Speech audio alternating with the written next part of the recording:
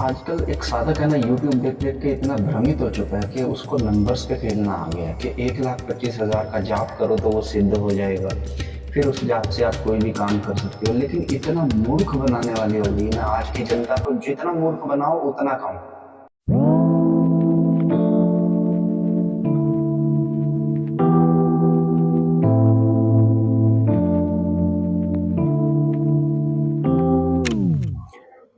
हर हर महादेव।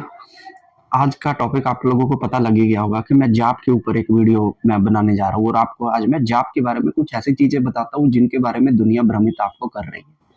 पहली चीज ये है कि जाप जो है 1,25,000 करने के बाद सिद्ध हो जाएगा। भाई साहब, ये बिल्कुल बिल्कुल झूठ है।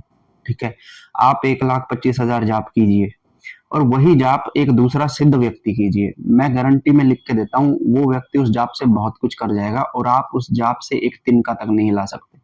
जानते हैं क्यों? यही मैं आपको चीज बताने की कोशिश कर रहा हूँ कि आजकल साधकों को जितना भ्रमित किया जाए ना उतना कम है, क्योंकि वो लोग सिर्फ शक्ति के मैटर पे खेलते हैं। उन्हें अंदर के प्रेम भाव, ईश्वर के प्रति किसी भी तरह की कोई क्रिया से कोई मतलब नहीं है। ठीक है।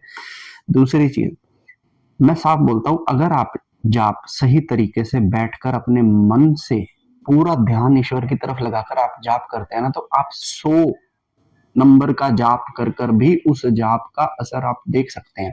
लेकिन अगर आप बैठकर सिर्फ माला चलाकर बल बल बल बल बल करके आप जाप करेंगे, मैं गारंटी देता हूँ आप 10 लाख भी जाप कर लीजिए, उसके बाद में भी आपको यही वीडियो देखनी पड़ेगी कि मेरा जाप फलित क्यों नहीं हो रहा। उसके बाद भी आपको जगह जगह जाके पूछना पड़ेगा कि मैं ये सब क्यों नहीं कर पा रहा। ठीक है, बहुत क्लियर शब्दों में बोलता हूँ, लोगों ने बहुत भ्रांतियां बना रखी हैं। जाप ऐसा करो, जाप वैसा करो, ये करो वो करो, 1,25,000 पे जाप सिद्ध हो जाएगा, शाबरी मंत्र 10,000 पे सिद्ध हो जाएगा। लेकिन अगर आपके अंदर वो इमेज ही नहीं बन रही जिसका आप जाप कर रहे हो, तो उसकी इमेज ही नहीं बन रही, तो आपका वो जाप उतना ज्यादा असर नहीं देगा। ये आपको समझना ही पड़ेगा। आप जब ईश्वर को बैठकर टाइम दे रहे हो, जाप दे रहे हो ना, ये एक बहुत बड़ी बात है।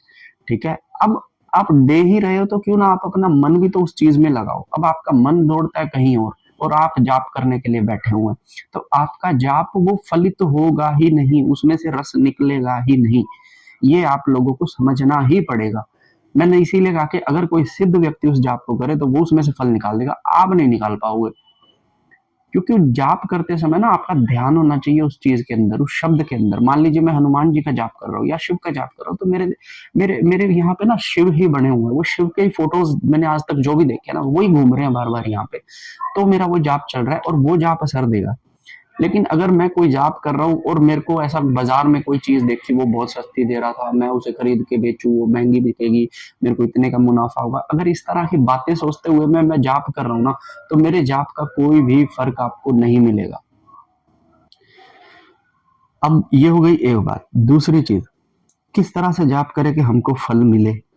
एक बहुत बड़ा क्वेश्चन एक साधक के लिए कि भैया आप बोल रहे हो कि 1,25,000 में भी हमारा जाप सिद्ध नहीं हुआ, तो हमें कोई तरीका बताओ कि यार हम भी अपने जाप को इस तरीके से करें कि हमारा जाप सिद्ध हो। तो भाई सुनो, सबसे पहले तो एक आसन पर बैठकर जाप करो। ठीक है, आप शरीर दे रहे हो ना पूजा के लिए, मन को भी पूजा के लिए दो। ठीक है, जब मन और तन दोनों लग जाएगा ईश्वर में, तो आपका जाप रस देना शुरू कर देगा। और बहुत सारे लोगों को लगता है कि हम जाप कर कर ये कर लेंगे वो कर लेंगे, किसी का प्रेत उठा देंगे, किसी को जाड़ा लगा देंगे। भैया नहीं, सबसे पहले जाड़े तो जाप हमारा, हम अपने आप पे ही जाड़ा लगा रहे होते हैं जिस समय हम जाप करते हैं। क्योंकि हमारे ऊपर कई तरह के दोष है, हमारे ऊपर कर्मिक दोष है, हमारे ऊपर पितरों का दोष है, हमारे तत्वों का दोष हमें पे लगा हुआ है। हमने जो भी अभी तक बुरे काम किए हैं वो सब लगे हुए हैं, हमारे पे नजर दोष लगा हुआ है किसी का, हमारे पे किसी की हाय लगी हुई है। तो जब हम इतने सारे मैल हम ढककर बैठे हैं, तो आपको क्या लगता है कि एक जाप आ जाएगा तो आप उसको दूसरों के लिए चलाना शुरू कर दोगे? सबसे पहले जाप आपको ही नहलाएगा। आपका बॉडी उस लायक तो बने कि जाप आपके अंदर ठहरे। कुछ लोग अपनी दैनिक जीवनचर्या में अपने कस्टमर को चूना लगा रहे हैं, झूठ बोल रहे हैं, पत्नी का आदर नहीं कर रहे हैं, स्त्री का आदर नहीं कर रहे हैं। उनका बॉडी जो, अगर मैं अपनी दिव्य दृष्टि से ऐसे लोगों को देखता हूं तो मुझे उनकी आत्मा मैली दिखाई देती है।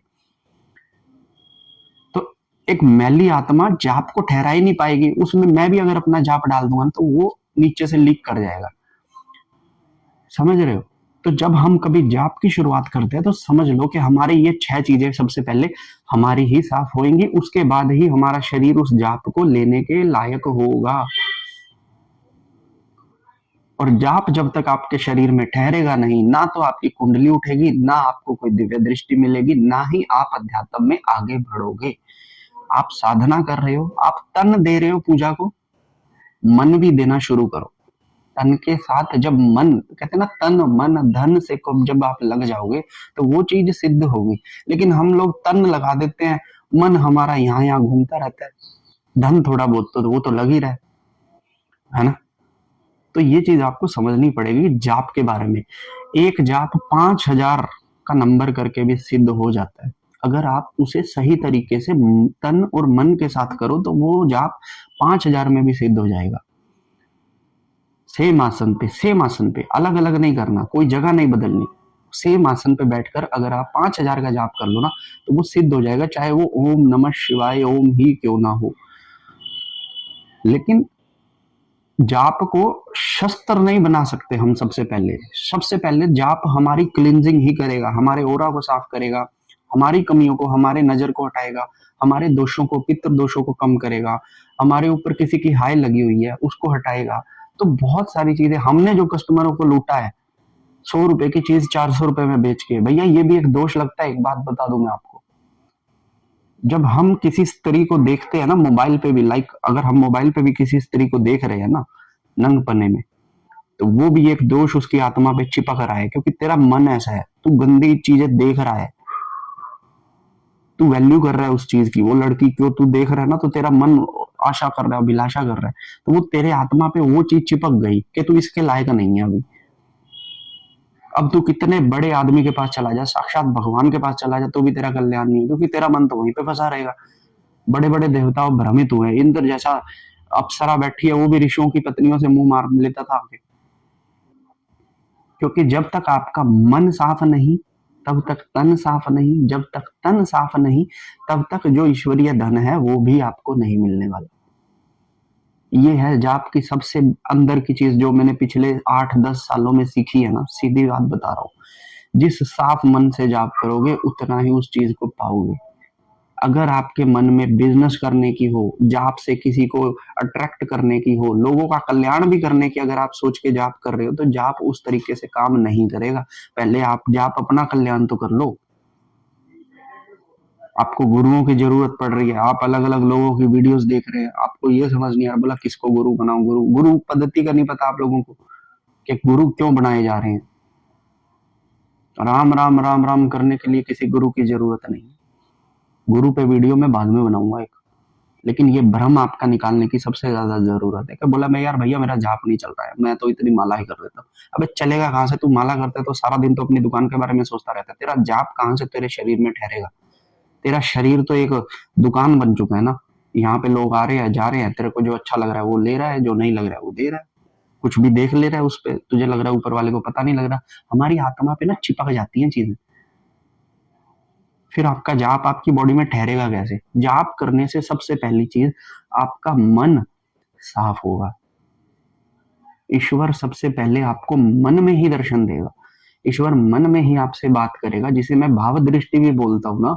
कुंडलिनी वाले या दिव्य दृष्टि वाले जितने भी साधक बैठे हैं मूर्ख कहीं के, ईश्वर सबसे पहले दिव्य दृष्टि देगा। अगर आपको सीधी दृष्टि मिल रही है तो सचेत हो जाना कि हो सकता है ये शायद कोई प्रेत हो।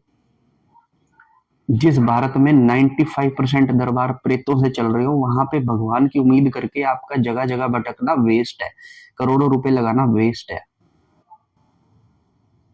समझ रहे हो।